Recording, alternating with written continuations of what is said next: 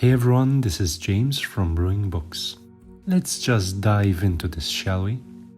So as you might have seen in my previous video, we looked at the recent release of the Silmarillion, illustrated by Tolkien himself. That was the Deluxe slipcase edition, and of course we have its sibling, the Standard edition.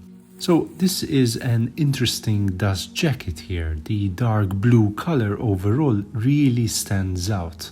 Very regal, very powerful, and similar to the Deluxe cover as well.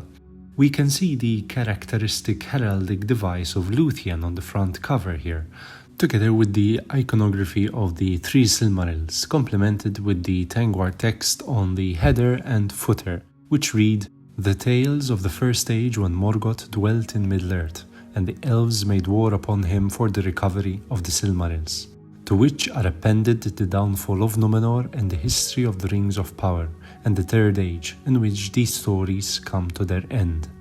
A slight snag is once again the similar motif done with last year's Lord of the Rings release of having an inscription along these not very pleasing green-edged pages. I don't see the attraction in this at all, but thankfully they're not very visible except if you hold the book like this. Then again, it's a nice touch and nod to the ring inscription design on red done for the Lord of the Rings.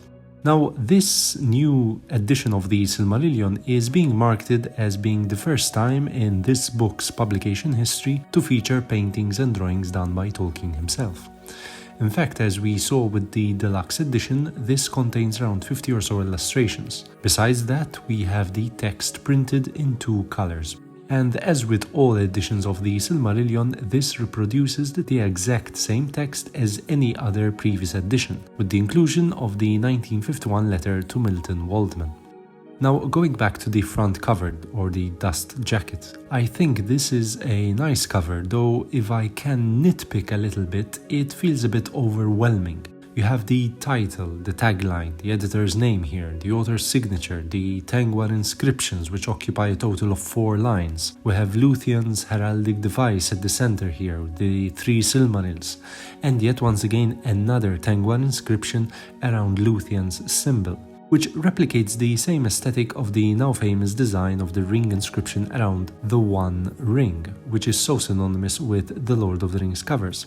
Now, if we remove the dust jacket, yes, beautiful. See, it just makes it so much better.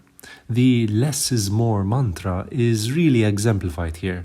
Now, don't you feel such a beautiful looking book complements so well with the majestic content within?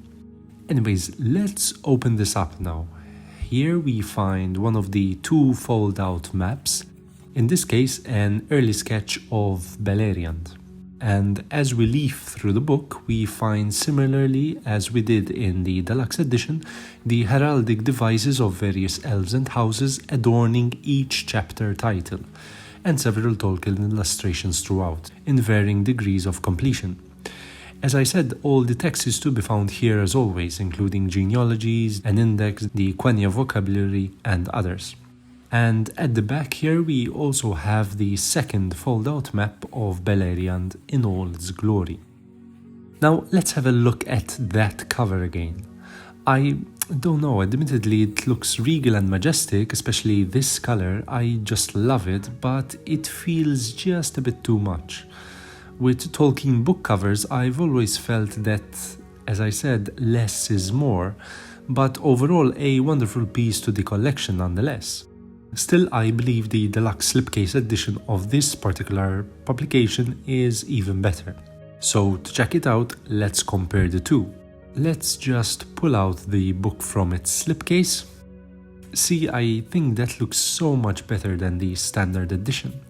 But wait, what if we removed the dust jacket from the standard edition? I think I'm going to hate myself for saying this, but this might be the one instance where I would justify removing a dust jacket from a book. To keep it safely stored, of course, but not to display this book in it. I know I'm being too harsh, but look at that beauty next to its Deluxe sibling. Still, nonetheless, this is a fantastic edition. Even the standard version of this book is of extremely high quality. The paper, the printing, the reproduction of the text, everything in it. So if you're looking for a new copy of the Silmarillion but find the deluxe edition a bit pricey, which admittedly it is, you should definitely consider going for the standard edition. Anyway, that's all for today. Let me know what you think of this, standard or deluxe, or both.